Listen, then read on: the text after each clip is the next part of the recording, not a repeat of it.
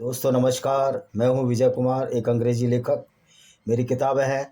तो जैसा कि हम मनुस्मृति की वीडियो डाल रहे हैं, आपको बार बार डाल रहे हैं और ये बताने की कोशिश कर रहे हैं कि मनुस्मृति में कुछ भी तथ्यपरक बात नहीं है। कुछ तथ्यपरक भी बात है, लेकिन अगर आप 1000 लीटर दूध में एक बूंद जहर डाल दिया जाए तो किताब खराब हो जाती है। इसी तरह मनुस्मृति लोगों में भेदभाव करती है।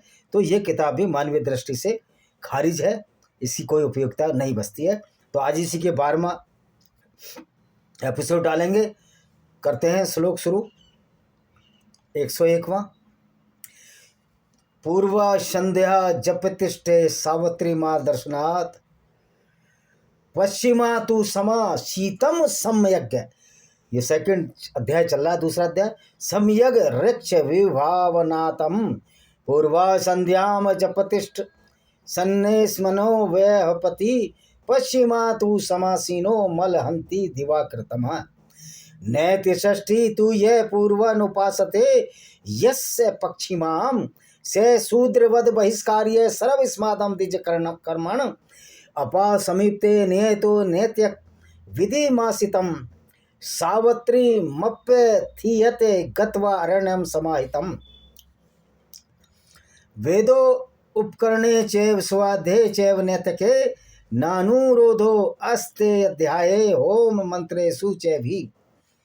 अब ये इनके कुछ अकीदे हैं, कुछ इनकी गाइडलाइंस है। प्रातःकाल संध्या और गायत्री जप का समय सूर्य दर्शन तक रहता है और सायंकाल में नक्षत्र दर्शन तक रहता है। प्रात संध्या से रात में क्या हुआ साधारण दोष और सांध्य संध्या से दिन में क्या हुआ साधारण दोष दूर हो जाता है। साधारण दोष क्या है? आपने किसी को गाली दी तो गायत्री मंत्र पढ़कर दूर हो जाएगी वो? यही मूर्खता है, नहीं दूर होगी। गाली गाली है और भारतीय संविधान उसके भी कार्रवाई करेगा। जो प्रात संध्या और सांध्य संध्या नहीं करता उसको शूद्र की भांति सब दी जाति के कामों से अलग कर देना चाहिए। देखिए यहाँ फिर गाली दी गई है शूद्रों को। तो मनुस्मृति वास्तव में एक ऐसी किताब है जो घृणा योग्य किताब है, नफरत फैलाती है। जल के पास अथवा वन में एकाग्र होकर नित्य कर्म गायत्री मंत्र स्वाध्य करना चाहिए। वेदों के 6 अंगों को पढ़ने में नित्य स्वाध्याय ब्रह्मयज्ञ होम मंत्र पढ़ने में अनाद्य होना चाहिए। लेकिन शूद्र को गाली क्यों दे रहे हो? इसलिए शूद्र तुम्हारी मनुस्मृति जला रहे हैं। कोई भी गाली खा के तो शूद्र मनुस्मृति नहीं जलाएगा। तुम कहोगे तो शूद्र तो कर्म से, भाई कर्म से तो माना ही नहीं है। मनुस्मृति ने देखा है ब्रह्मा के मुख से ब्राह्मण, भुजाओं से क्षत्रिय। अब पता नहीं कैसे पैदा हो गए। मैंने तो MSc डिग्री की है जूलॉजी में, मेरे तो समझ में भेद नहीं आया। मुझे तो नहीं पढ़ाया गया। अगर मुझे ये पढ़ाया जाता तो मैं तो पढ़ ही नहीं पाता, मैं तो अनपढ़ रह जाता मनुस्मृति के चक्कर में। तो मनुस्मृति मेरे लिए तो निथात मिथ्यापरक है और अयोग्य किताब है। अब अगला पढ़ते हैं जी। नित्य के नास्त्य ध्यानो ब्रह्म सत्रम ही तत स्मृतम ब्रह्माहुति हुतम पुण्य मन ध्याय वष्टम कृतम यह स्वाध्याये मदीते शब्दा विधिना नियते शुचि तस्य नित्यम क्षर्त्येस पयोदधि घृत मधु अग्निधनम भेश्चर्या में धर्म सय्या गुर्रो हिरितम असमावर्तनात कुर्यात कीर्तो पनयनो दिजा आचार्य पुत्रम सुश्रुश्रु ज्ञानम दो धार्मिक शुचि आपत है सक्तो अथर्दम साधु स्वापाध्याय दस धर्मतः न पृष्ठम कस्य चिदम ब्रह्म्यान चान्यानि प्रचक्तम जाननपि ही मेधावी जड्डवल्लोक आचरितम अधर्मेण चेय प्राह यक्षा धर्मेण प्रशक्ति तयोरंतरम प्रेति विदेश व आधि गच्छति।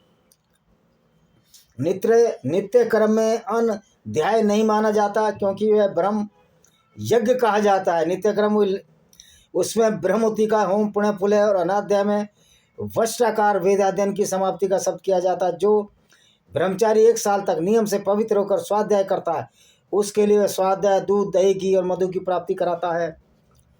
अरे पैसा ही नहीं होगा तो कहाँ से करा देगा यार मधु की प्राप्ति? आजकल पैसे का युग है। ब्रह्मचारी को उपनयन के बाद समवर्तन तक गुरुकुल में होम के लिए लकड़ी बटेरे भिक्षा लाए, भूमि पर सोए, गुरु सेवा करनी चाहिए। और जो शहर में रह रहे हैं तुम्हारे गुरुकुल, वहाँ लकड़ी नहीं है। ये उस समय के लिए ठीक होती होगी, लेकिन कोई अनिवार्य नहीं है ये कि इसको मान के आगे बढ़ोगे दूध दही मिल जाएगी आपको, ये करने से कुछ नहीं मिलेगा। आचार्य पुत्र सेवक ज्ञान दाता धर्म प्राण पवित्र प्रमाणिक पढ़ने योग्य धनदाता सदाचारी और अपने जाति संबंधी ये 10 धर्मार्थ पढ़ाने की योग्य है। अब इसमें जाति संबंधी आगे, बिना पूछे किसी से न बोलें और जो अन्याय से पूछे उससे भी न बोलें। बिना पूछे किसी से न बोले, अच्छी बात है, ये तो मैं मानता हूँ इस बात को। ऐसे मौक़ों पर चतुर जानकार को भी अनजान सा रहना चाहिए, क्योंकि जो अधर्म से जो पूछता या उत्तर देता उसमें एक मर जाता अथवा देसी बन जाता है। मर तो नहीं जाता, लेकिन जलन हो जाती है, लड़ाई झगड़ा हो सकता है। इसलिए ये बात तो सही है हमारा, लेकिन शूद्रों को फिर गाली दी गई है इसमें, ये तो गलत बात है ना। धर्मार्थो यत्र न स्याता सुसरसा वापि तदिता तत्र विद्या ने वत्यव्या शुभम बीज मिभूषरे विद्येव समकामम मर्तव्या ब्रह्मवादिना आप धपी ही घोराया ने त्वे ना मृणे बपेत। जिसको पढ़ाने से धर्म धन अथवा सेवा कुछ भी नहीं मिले उसको विद्या नहीं देनी चाहिए। तो ये तो पैसे का खेल हो गया ना सारा, यानी कि गरीब तो पढ़ ही नहीं पाएगा फिर। तो ये सरकार बेवकूफ़ है जो फ्री में स्कूल खोल रही है और तनख्वाहें दे रही है। तो मनुस्मृति है जो आजकल की सरकार है। फिर अच्छा बीज अपना अनुपजाऊ भूमि में बोना ही व्यर्थ है। अब ये कैसा पता लगेगा कि भूमि अनुपजाऊ है? यानी किसी के मस्तिष्क को पढ़ लिया आपने, आपको धन नहीं देगा, आप पढ़ाएंगे नहीं। तो ये तो मनुस्मृति ना हुई, एक लूट का बाजार हो गई। इससे तो फिर सरकारें अच्छी हैं। वेद ज्ञाता विद्या के साथ ही मर जाए वह अच्छा है। कितनी मूर्खतापूर्ण बात है। ज्ञान को आगे देना चाहिए, लेकिन ये वेद ज्ञाता विद्या के साथ मर जाए अच्छा है। भाई आजकल तो सबके पास किताब है, खुद पढ़ सकते हैं, कोई ज़रूरत नहीं है। परंतु घोर दुख के समय में भी कुपात्र में विद्या बीज कभी ना बोवे। कुपात्र का मतलब है जो वेद को नहीं मान रहा, तो वो पढ़ेगा क्यों तुमसे? कोई ज़बरदस्ती है कि आप उसको पढ़ा दोगे? मत पढ़ाओ उसको, लेकिन आप दूसरों को तो गाली नहीं दे सकते ना।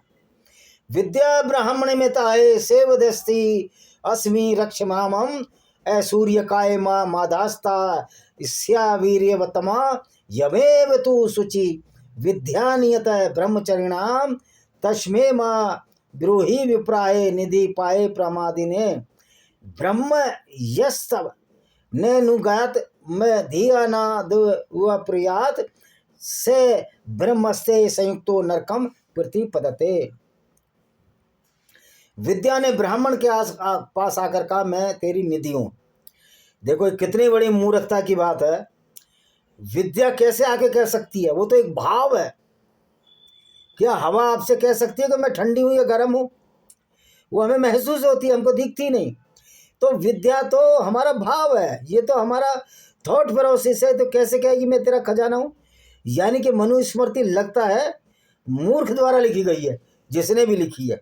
बात तो ये मूर्खता की हुई ना।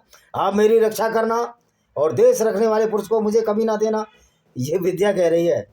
गोया कि विद्या कोई लड़की है या स्त्री है। ऐसा करने से मैं तुम में अधिक बलवान होकर रहूँगी।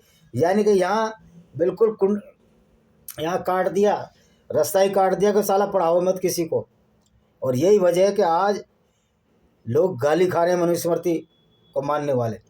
जो पवित्र जितेंद्र ब्रह्मचारी हो, निधि के समान मेरी रक्षा करने वाला हो, उसको मेरा उपदेश देना। जो कोई पढ़ता हो उसे गुरु की आज्ञा बिना यदि कोई पढ़ ले तो विद्या चोरना। तो निधि विद्या कभी आके कह ही नहीं सकती ये बात। तो ये झूठ है, पूरा फ्रॉड है। ये फ्रॉड बहुत है यार। मनुस्मृति भी एक पाखंड और फ्रॉड ही है। लौकिकम वेदिकम वायपी तथा आध्यात्मिकमेव वा आदधीत यतो ज्ञानम ते पूर्व मिवादेत सावत्री मास सारो अपि वर विप्र सुयंत्रित न्यायंत्रित स्ति वेदो अपि सर्वासी सर्व विक्रयी सय्याये सने अयोध्याचरिते श्रेषान समाविशेतम सय्याये सनथे स्वेनम पृथुथ्यायाभिवादयेतम ऊर्ध्वा प्राणा हयूत्र क्रमन्ति यूनम स्थिवर आयति पृथुथ्यानाभिवाद्याम पुनस्तानु प्रतिपदते। अब इसका भी अनुवाद पढ़ लेते हैं। देखो हम तो समीक्षा कर रहे हैं, जहाँ गलत है गलत कहेंगे। जिससे लौकिक विषय या वैदिक क्रिया या ब्रह्म विद्या को सीखे उसको सबसे पहले प्रणाम करना चाहिए। बिल्कुल रेस्पेक्ट तो सबकी करनी चाहिए। उसे प्रमाण करने के पश्चात किसी और को प्रणाम करें जो केवल गायत्री जानता हो, जितेंद्रिय हो। ब्राह्मण शिष्टों में मान्य होता है गायत्री मंत्र, ब्राह्मण शिष्टों में वही मान्य होता है गायत्री जानता हो। भले वो कत्ल करता रहे, भले वो शराब पिए, भले वो मंदिर में लूट मचाए, चोरी करे, ये सब मूर्खता वाली बात है। जो 3 वेदों का ज्ञाता हो परंतु भक्षा का विचार न रखता हो और सभी निश्चित चीज़ें बेचता हो, वो अजितेंद्रिय सिस्टम मान्य नहीं होता। भक्षा का विचार मांस, ये बात सही है कि मांस का नहीं खाना चाहिए। जिस सैया और आसन पर अपने से श्रेष्ठ बड़ा बैठता हो उस पर कभी ना बैठे। ये तो यार एटिकेट से तो हमको भी सिखाए जाते हैं सरकारी अफसरों में। तो मनुस्मृति ने कौन सी बात बता दी है। स्वमेव आसन अथवा सैया पर बैठा हो तो किसी पूज्य का आगमन हो उठकर प्रणाम करना चाहिए। ये तो ईसाई भी करते हैं, मुसलमान भी करते हैं। ये तो सदाचार है, कदाचार है। गुरु या किसी श्रेष्ठ के आने पर युवा पुरुष के प्राण ऊपर को चढ़ने लगते हैं, फिर उठकर प्रणाम आदि करने से प्राण स्वस्थ होते हैं। ये सब मूर्खता है कि युवा पुरुष के प्राण ऊपर चढ़ने लगते। कहाँ प्राण चढ़ जाएंगे भाई। अतः अपने से वरिष्ठ और विद्या आदि उत्तमत्ति आने पर अपने आसन से उठकर स्वागत अवश्य करना चाहिए। ये बात सही है, करना चाहिए, लेकिन प्राण ऊपर चढ़ेंगे, ये तो मूर्खता वाली बात है। इससे सिवा कुछ है नहीं। अभिवादनम शीलस्यम नित्यम वृद्धोपस्य सेविनम चत्वारि तस्य वर्धन्ते आयुर्धर्मो यशो बलम। अभिवाताम परम विप्रो जयाम समभिवादनयम असो नाम हम स्मृति सोम नाम पर कीर्तियत नाम देशस्य ये के चिद विवादम न जानते तानम प्राज्ञो आहिमिति बुरियातुम स्त्रियम सर्वस्थितव च भौम शब्दम कीर्तयेन्दन्ते स्वस्य नामनो अह विवादने नामनान स्वरूप अवो ही भोभाव ऋषभ ही स्मृता आयुष्मानम भव सौम्यति वाच्यो विप्रो अभिवादने आकारस्यास्य नर्मोवंते वास्य पूर्वाचर प्लुत। इसका अर्थ बता देते हैं जी। प्रीतम, जो पुरुष वरिष्ठों की सेवा उनको प्रणाम करता है उसकी आयु विद्या यश बल चारों बढ़ते हैं। वृद्ध को प्रणाम करते विप्र मैं अमुक नाम हूँ ऐसा कहें। जो पुण्य में पुरुष आशीर्वाद देने का नियम न जानता हो उनको प्रणाम के समय में मैं हूँ इतना ही कहें। और स्त्री को प्रणाम करते समय यही कहना चाहिए। अभिवादन प्रणाम करने के समय अपने नाम के अंत में भो कहें, जैसे देवेश मही मसी भो। पुण्य में पुरुष के नाम के स्थान पर भो कहना चाहिए। यह संबोधन ऋषियों ने कहा है, अर्थात पुण्यम का नाम न कहकर भो कहना चाहिए। विप्र प्रणाम करें तो आशीर्वाद में आयुष्मोना भव्य सौम्य कहें और उनके नाम के अंत में आकार का अगर व्यंजनात् नाम हो तो सबसे पहले अक्षर का प्लुत उच्चारण करें अगर व्यंजन का हो। अगला पढ़ते हैं। यो न वेत विवादस्य विप्रम प्रत्यय विवादनम न विवादनम स विदुषा यदा शूद्र स्थितव स ब्राह्मणम कुशल प्रक्षेपता छत्र बंधु नामयम वैश्य क्षेमम समाज्ञ में शूद्र मारोग्य च। जो ब्राह्मण प्रणाम आशीर्वाद की रीति न जानता हो उसको प्रणाम नहीं करना चाहिए, क्योंकि वह शूद्र के समान है। आपस में मिलने पर ब्राह्मण से कुशल, क्षत्रिय से अनामय, वैश्य क्षेम और शूद्र से आरोग्य पूछना चाहिए। चलो यहाँ उसकी सेहत का ख्याल रख रहे हैं, या शूद्र का कुछ फेवर हुआ लेकिन शूद्र को नीचा क्यों माना गया, इस बात का जवाब न मनु पे है न मनु के जानने वालों पर। अवाचो दीक्षितो नामना यवि यानपि यो भवेत भो भव तत्पूर्वक तव नेमा विसाते धर्म वितम पर स्त्री तु या स्त्री स्याद संबंधना च योनितम ताबिर्यादो भवति तेव सुभगे भगनीति च मातुलाक्षम पितृव्यांश सब सुरान ऋत विजो गुरुनम ऐसा वह मिति ब्रियातम फिरते उत्थाय यवीयसम मात्र सबसा मातुलानी सब सूरत पितृ सबसा सम पूजिया गुरु पत्नी व्रता समास्ता गुरु भारिया भारतो भोरिया भस विग्रह सर्वण अहन्य हनपि विप्रोश तुपस सट हंग्रह ज्ञाति संबंधित योषितम। अभी सुन लेंगे। यज्ञात में दीक्षित ब्राह्मण उम्र में छोटा हो तब भी उसका नाम नहीं लेना चाहिए। क्यों नहीं नाम लेंगे उसका? अब 2 साल का बच्चा उसका नाम नहीं लेंगे, अब वो हमारा नाम लेगा। जो भी हो, जो भी कोई ब्राह्मण हो, उसको भो भगवान कहकर संबोधित करना चाहिए, चाहे वो भी पैदा हुआ है, चाहे पेशाब कर रहा है, चाहे लेटरिन कर रहा है वो बिस्तर में। जो दूसरे की स्त्री हो और जिससे संबंध ना हो उसको भवती सुभगे भगनी कहकर बोलना चाहिए। इस बात से हम सहमत हैं। मामा पिता का भाई सब सो रहते हुए गुरु यदि उम्र में छोटे हैं तब भी मिलने पर उठकर असो अहम कहकर अपना नाम प्रकट करना चाहिए। मौसी मामी सास बुआ सभी गुरुजी की स्त्री के समान पूजने हैं, इसलिए इनका आदर सदैव गुरु माता के समान करना चाहिए। ज्येष्ठ भाई की श्रवणा स्त्री से रोज प्रणाम आदि करना चाहिए और जाति संबंधी स्त्रियों को पुत्र कुल और मातृ कुल में विदेश से आने पर प्रणाम करना चाहिए। इसमें कुछ बातें सही हैं, कुछ गलत हैं। पितृ भगनिया मातुश्चय जयस्य सर्वयपि तुवदय वृत्ति मातिश्रेण माता ताभ्यो गर्यसी दशाबदख्यम पौर संख्यम पंजाबदाख्यम कलावृत्याम त्रियबद पूर्वम श्रोत्रियाणाम सौलेपनापि सो योनिसी। ये कुछ कायदे बताए गए। पिता की बहन माता की बहन, बड़ी बहन माता के समान आदर योग्य है पर माता सबसे श्रेष्ठ है। एक नगर का निवासी उम्र में 10 वर्ष बड़ा होने तक सख्यता बराबरी का होता है। इसी प्रकार संगीत नृत्य आदि जानने वाला उम्र में 5 वर्ष बड़ा, वेदक 3 वर्ष में बड़ा और संबंधी थोड़े दिन बड़ा और समानावस्था के मात माने जाते। लॉजिकल बात है, कोई दिक्कत नहीं हमको। सब ब्राह्मणम 10 वर्ष तू 7 वर्ष तू भूमिपम पिता पुत्रो विजीनादम ब्राह्मणस्तु ततो पिता वित्त बंधु वर्व कर्म विद्या भवती पंचमी एतानी मान्य स्थानी गरियो यद यतुरतम पंचाना तिरुवर्षेण भुआसी गुणमती च यत्र शिवो स्वत्र मना ही शूद्रो अपि 10वीं कथम। 10 वर्ष के ब्राह्मण को 100 वर्ष का क्षत्रिय पिता माने।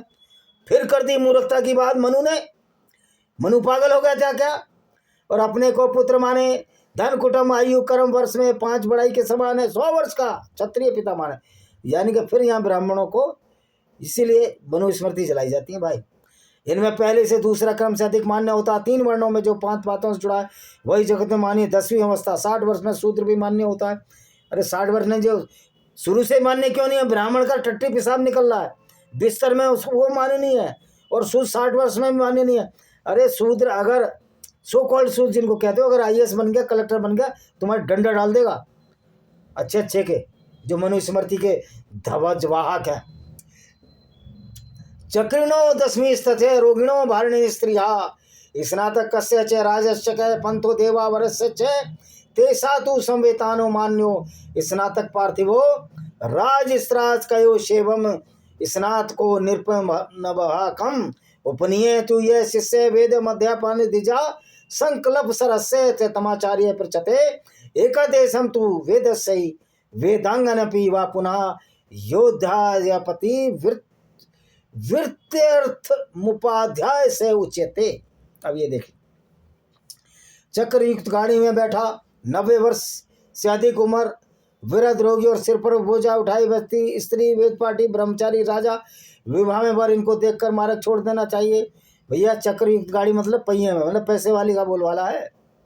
90 वर्ष के लिए तो रास्ता छोड़ देंगे, कोई बात नहीं, लेकिन चक्रयुक्त गाड़ी में यानी कि राजा की मानना, यानी डेमोक्रेसी के खिलाफ है मनुस्मृति। ब्रह्मचारी, राजा, अच्छा जी, यहाँ सब जाए इकट्ठे हों, स्नातक ब्राह्मण जिनका वेद पाठ हो गया हो, और राजा अधिक माननीय होते हैं। ये तो राजा को ही मान्य नहीं करता मनुस्मृति, क्योंकि उनकी भीख खाते हैं ये लोग। राजपूतों ने ब्राह्मणों को सिर चढ़ाया था तो बोल दिया राजा को, राजा में डंडा होता है ना, मनुस्मृति उसी चढ़ती है जिस डंडा होता है, मनु भी डरेगा। वैसे मनु नाम का कोई व्यक्ति हुआ नहीं है इस दुनिया में, ये झूठ है।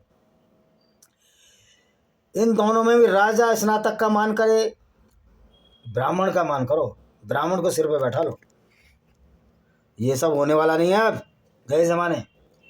मैं तो किसी धर्म को भी नहीं मानता हूँ, आपको पता होना चाहिए ना। जाति, जब धर्म नहीं मानता तो जाति का मतलब ही कुछ नहीं है। मैं सिर्फ मानवता को मानता हूँ। और ये मनु से मानव बना, लेकिन ये मनुस्मृति मानवता के खिलाफ लग रही है मुझे।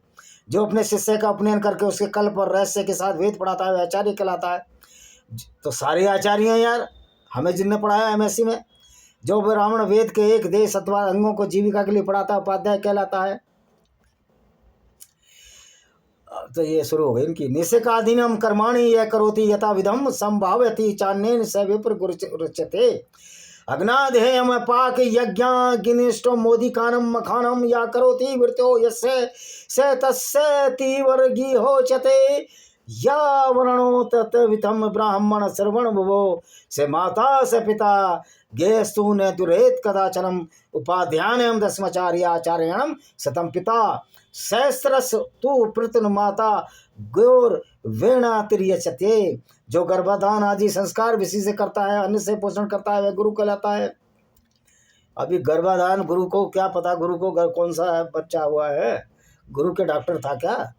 जो ब्राह्मण है वाणी है, अग्नि का वर्ण कर अग्नादे कर्म अष्टादश पूर्णमास आदि पाक यज्ञ और अग्निशोम आदि यज्ञ करता है, उसका ऋतिक कहलाता है। जो वेद का शुद्ध अध्यापन करता है वह माता पिता के समान माननीय होता है, उसके साथ कभी दोहरो ना करें। आचार्य उपाध्याय से 10 गुना, पिता आचार्य से 100 गुना और माता पिता से 1000 गुना अधिक है। चलो यहाँ माता को माना नहीं, यहाँ भी ब्राह्मण ही घुसेड़ देते हैं माता के नाम पर। उत्पादकम ब्रह्मदात्रो गरियानम वृद्धम पिता ब्रह्म जन्म ही पूर्वस्य प्रेते चे शाश्वतम कामान माता पिता चेन यदु पदाते मिथा संभूति तस्याता विद्या यदु योन विभाजते आचार्य स्तत्व या जाति विद्वेदो वेद पारंगम उत्पादयति सावित्र चाय सत्ता साये जरायरम्रा अल्पम व बहु व यस्य सुरत स्योपकर्ति है हम तम पिही गुरु विद्या स्रोतोपक्रिया तथा। पैदा करने वाला पिता, वेद अध्यापक गुरु में गुरु श्रेष्ठ है। अरे जब पैदा ही नहीं किया तो गुरु कहाँ से आ जाएगा। तो पिता ज़्यादा श्रेष्ठ है मेरी नज़र में तो, क्योंकि वह ब्रह्म जन्म का दाता है, उसी से लोक परलोक में स्थिर सुख मिलता है। यार गुरु तो बहुत सारे होते हैं आजकल, वो पुराना जमाना चला गया। गुरु मैं मानता हूँ गुरु का इज्जत करना चाहिए, लेकिन पिता से ज़्यादा कैसे कर देंगे। पिता नहीं होता हमारा जन्म ही नहीं होता, गुरु की इज्जत कैसे करते। तो माता पिता से तो बड़ा कोई गुरु नहीं हो सकता। माता पिता कामवश होकर जो बालक पैदा करते हैं वह जिस योनि में जाता है, इसी प्रकार उसके हाथ पर तो कामवश तो भाई ब्राह्मण भी पैदा होता है। ब्रह्मा के मुख से थोड़ी ब्राह्मण पैदा होता है। अगर ब्राह्मण ब्राह्मणी शादी करते हैं तभी तो बच्चा होता है ना। उसी प्रकार हाथ पैर तो सबके एक जैसे होंगे, हाथ पैर तो साइंस तो यही कहती है। परंतु वेश विधार आचार्य गायत्री उपदेश से जो बालक की जाति उत्पन्न करता है वह जाति सत्य अजर अमर है। मैं कह रहा हूँ रोज गायत्री मंत्र का जाप पढ़ लो आप, सेक्स मत करो, बच्चा हो ही नहीं सकता। जो उपाध्याय वेद पढ़ाकर जिसका थोड़ा सा उपकार करता है उसको भी गुरु के समान मानना चाहिए। बड़ों के सम्मान दो, इसमें कोई प्रॉब्लम नहीं, लेकिन आप शूद्रों को सम्मान नहीं दे रहे तो हम मनु को कैसे सम्मान दें, मनुस्मृति को कैसे सम्मान दें। ये तो सोचने समझने की बात है ना। मैं वह शूद्र भी नहीं हूँ। मनुस्मृति के हिसाब से पशुपालक समाज के लोग, लड़ने वाले, खेती करने वाले, ये वैसे कहलाते हैं। लेकिन फिर भी शूद्र को क्यों नीचा मानोगे आप। सवाल इस बात पर मेरा। ब्राह्मण से जन्मन में कर्ता सौ धर्म से च शासिता बालो अपि विप्रो वृद्धस्य पिता भवति धर्मता अध्यापयामासं प्रतरम शिशुरागीरसम कवि में पुत्र आयति होवाचे ज्ञानेन परिग्रातानु ते धर्म मथ में प्रचंत देवानातम वह देवासेतानुम सम तेओ चुनारम वह शिशुरुक्तवान। क्या कहते हैं महाराज, सुन लेते हैं। वेद ब्रह्म वेद पढ़ाने योग्य, जन्म देने वाला, धर्म सब धर्म की शिक्षा देने वाला ब्राह्मण यदि बालक हो तब भी वह धर्मानुसार बूढ़ों के पिता के समान है। बूढ़ों के पिता के समान है। वो चटट्टी कर रहा है, लेटरिन निकल रही उसकी खाट में, छोटा सा यूं यूं हाथ हिला रहा पागलों की तरह। अरे सारे बच्चे एक जैसे होते हैं, कोई पिता नहीं हो सकता बच्चा। तो फिर बच्चा पैदा कर दे, पिता के समान क्यों मानूं मैं उसको, पिता के समान मान लूं। पिता मेरा पालन पोषण करे, वो पैदा हुआ है सामने, उसकी लेटरिन में उठा रहा हूँ, वो ब्राह्मण बालक उसे पिता मान लूं। क्या मूर्खता की बात करते हैं मनु महाराज। अंगिरस मुनि के विद्वान पुत्र ने बाल्य अवस्था में अपने चाचा मामा आदि पितृव्रतों को वेद पढ़ाया और धर्म बुद्धि से इसका जान हे पुत्र का अर्थ हे लड़कों क्या कर पुकारा। उन्होंने अत्यधिक क्रोध करके देवताओं से पुत्र का पूछा तो उन्होंने कहा बालक ने उचित रीति से तुम्हें संवारा है, पुकारा है। अग्गो भवती वे बालम पिता भवंती मंत्रतः अज्ञम ही बालमिता यू पित्तेव तू मंत्रतमः न हार्य निरम पलितेने वितेन बंधुभी ऋषभ सच किरे धर्म यो नुचानम सहनो महानम विप्राणा ज्ञान तो ज्येष्ठम क्षत्रिणाम तु वीर्यतम वैश्वाना दान धन्यतम शूद्रामेव जन्मता न तेन विरुद्धो भवति येनस्य पालिशिरम ये वो युवा अपधीनास्ता देवा स्थिर विदु। अब क्या कहती है आगे। अज्ञानी ही बालक है और मंत्रदाता ही पिता है, तो अज्ञानी तो होता ही है ब्राह्मण जब पैदा होता है, तो बालक ही हुआ ना, फिर उसके सम्मान क्यों करे भाई, तो पढ़ता लिखता नहीं है छोटा बच्चा ब्राह्मण का। इसलिए अज्ञानी मूर्ख को बालक और मंत्रदाता को पिता कहते हैं।